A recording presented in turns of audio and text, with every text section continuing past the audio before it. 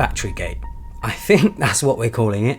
But over the last few days, I've seen quite a few tweets, quite a few articles, quite a few Reddit threads about the battery health on the latest iPhone 14 Pro. Well, it's not the latest anymore, I guess, because the iPhone 15 is coming out in a month or two. But anyway, iPhone 14, iPhone 14 Pro, anyone who has one of those phones, they found that their battery health hasn't been that great. After seeing these tweets, after seeing all of these articles and Reddit threads and stuff, I thought, okay, let's check the battery health on my device. And the battery health on my device is currently sitting at, let's have a look. My battery health maximum capacity is at 91%, which I was actually quite surprised by, mainly because my battery health being at 91%, I don't actually use my phone as much as maybe the average person, primarily because I'm sitting at a desk most of the day. So if I need to browse the internet, watch videos, go on Twitter, X, whatever people are calling it these days, yeah, if I want to go on websites and stuff, I am on my computer. I'm not using my phone. However, I have found definitely over the last couple of weeks, that I do have to charge my phone more often. It's not been a big issue for me, mainly because I usually have a wireless charger on my desk. I have a wireless charger in my car, have a wireless chargers at home and stuff as well. So having my device topped up hasn't been an issue. However, this battery health issue, this Batterygate issue, is of course an issue for a lot of other people who don't have access to chargers all the time, who are using their phones a lot more than I am. And it's been interesting to see what's been happening. So I've just got out my iPhone 13 Pro, which has been sitting in the cupboard for the last year, just to see what the battery health on that is like, because I'd say my usage has been the same when I was using the iPhone 13. So let's have a look at the battery health. The battery health on this one is actually at 94%, which is obviously better than it is on my iPhone 14 Pro. But I'd say I've been using them the same amount. I might have used this one more actually.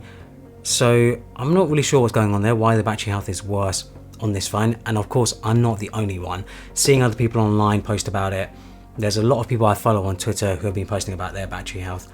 Joanna Stern actually mentioned that hers is down to 88% capacity after less than a year. And then she's found that she's actually done 450 charge cycles already. Now, I wasn't actually able to find the charge cycles on my device. For some reason, it doesn't have that information. But if you are interested in finding out the charge cycles on your device, I'll leave a link to I think there's a shortcut, or there's some sort of way to see it in the settings. For some reason, I don't have it. I don't exactly know why, because I do have everything else enabled. But anyway, I couldn't see my charge cycles, but mine is probably around the same, around 400 to 500 charge cycles. Of course, heat is also an issue. So wireless charging especially causes a lot more heat than wire charging. And I pretty much only do wireless charging. So that might be an issue as well. That might be degrading the battery.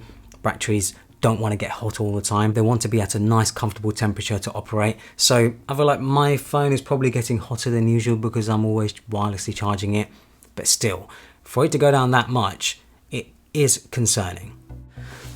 So the iPhone 14 Pro is less than a year old, and considering it starts at $999, that's a lot of money to spend on a device that has the battery health going down so quickly. Battery health getting down to around 90% after 18 to 24 months of usage, I can completely understand, because batteries aren't meant to last forever. They are a consumable. They do have a limited lifespan. Another thing when it comes to battery health is that when you first start using the device, the health will drop off more quickly as it sort of settles in. But as you start using it over months, over years, the health drop off should be slower and slower. So Apple actually have a specific page on their website called Battery Service and Recycling. On that page, it does state that the battery is designed to retain up to 80% of its original capacity at 500 charge cycles. So Joanna's iPhone sitting at 88% with 450 cycles seems to be in line. Now, what happens when the iPhone battery goes below 80% and has less than 500 cycles? Well, Apple will actually replace it free of charge if the device is still within warranty. From my own experience when it comes to batteries, Apple do not mess around. So a few years ago, I had one of those Touch Bar MacBook Pros, a 15-incher, but one day I noticed that the battery started swelling. I took it to an Apple store, I showed them what was happening to it, what was wrong with it, and they instantly replaced it. They instantly replaced the battery, they replaced the keyboard, and they replaced the chassis as well of the MacBook. Took a couple of weeks, but once it was done, amazing experience. Like, it was just super smooth, super quick. I didn't have to pay anything for it. I actually saw the bill. I think the bill for it was over $1,500, something absurd, and yeah, it was completely free of charge. So when it comes to batteries, Apple do not mess around, and it makes sense because you look at companies like Samsung who have had a lot of issues with batteries. Apple don't want people to be having devices close to them that they're using on their lap, in their pocket, whatever it might be. Batteries start doing things that they don't expect. That is a very dangerous thing, and of course it hurts their brand. So they seem to know a thing or two when it comes to batteries. I actually never really hear of iPhone batteries swelling, but it seems like they do try their best to make sure that the batteries in these devices last as long as possible. The question is, what happens when you're out of warranty? So maybe you've had an iPhone 14 for a year, even though they're not a year old, but let's just say you've had it for over a year and it's out of warranty. Apple do offer the ability to replace the battery, and it costs $100. Now $100, I actually personally think is pretty reasonable because you get a fresh new battery in your device. Some people might think that's expensive. I completely understand that, but if you have Apple Care as well, it's actually included, so you can replace the battery for free. So I'll let you guys be the judge of the price and whether you think it's worth it. The other downside of low battery health, as we found out in the past, is that it can actually throttle the performance on your iPhone. So Apple do state on their website that as the battery ages, that they try and sort of get a fine balance between battery life and performance. So you might find that the devices actually start feeling slower, that maybe a few things here and there take a little bit longer. But even then, I feel like it shouldn't really be a big issue considering, especially when it comes to these new devices, considering the chips that are in them. So is this a big deal? So for some people, like me, where I'm upgrading every year or every other year, you probably won't even notice. The battery health probably won't be a big issue because you're getting a new device quite regularly. It's just not going to be that much of a concern. It actually wasn't a concern for me at all until I started seeing these tweets. I just couldn't care about battery health. But if you're buying an older device, maybe you're buying a used device, battery health of course is very, very important. You want to make sure that the device you're buying has a battery health of over 80%. If it doesn't, you can either haggle with the person to lower the price so that you can get the battery replaced later on, or just avoid the device. So that's something to consider. If you are looking at buying a used iPhone, make sure to find out the battery health, because that will very much dictate if the phone is actually worth the price that it's going for or not. Now on to how to extend the iPhone's battery life and performance.